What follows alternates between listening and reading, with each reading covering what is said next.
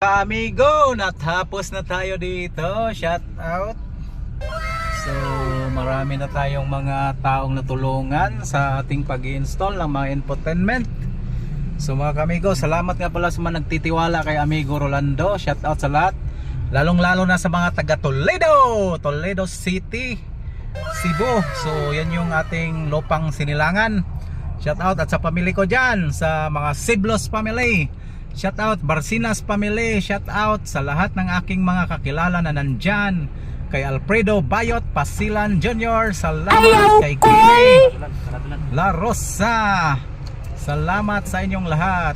Tapos lapit na akong pupunta dyan. See you there. See you next time. See you. Sana all.